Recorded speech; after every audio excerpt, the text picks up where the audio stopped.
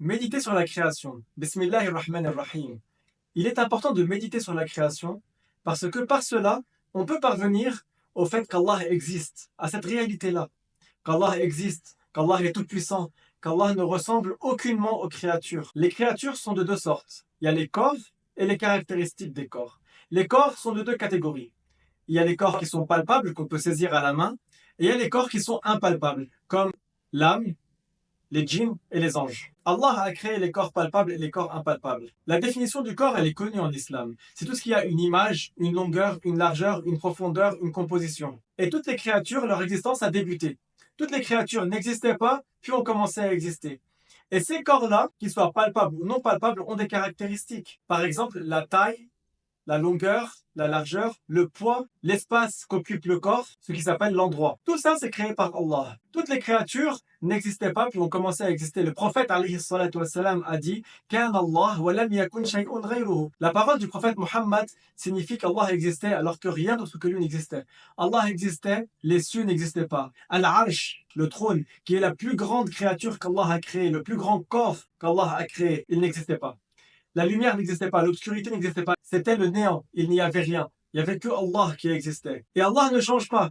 Allah, après avoir créé les créatures, il existe sans changer. Toutes les créatures sont caractérisées par le changement, puisqu'elles n'existaient pas, puis ont commencé à exister. Donc toutes les créatures sont caractérisées également par la dépendance. Mais Allah, il existe de par lui-même. Son existence n'a pas débuté, il n'a donc pas de dépendance, il est tout puissant. Donc Allah ne ressemble aucunement aux créatures. Et Allah dit dans le Coran, Laysa kamithlihi shay. Ça veut dire rien n'est tel que lui. Dans l'absolu, rien n'est tel qu'Allah. Notre âme, qui est un corps, ça veut dire qu'il a été créé par Allah, on ne connaît pas sa réalité. Que dire d'Allah dont l'imagination est impossible parce que Allah n'est pas une créature. Allah nous incite dans le Coran à utiliser notre raison. Allah a dit dans le Coran وقالوا لو كنا نسمع أو نعقل ما كنا في أصحاب السعير. Allah cite dans le Coran la raison. Et cela indique que la raison est un témoin de l'islam. Donc par la raison, on peut parvenir à la réalité, qu'Allah existe, qu'il ne ressemble aucunement à ses créatures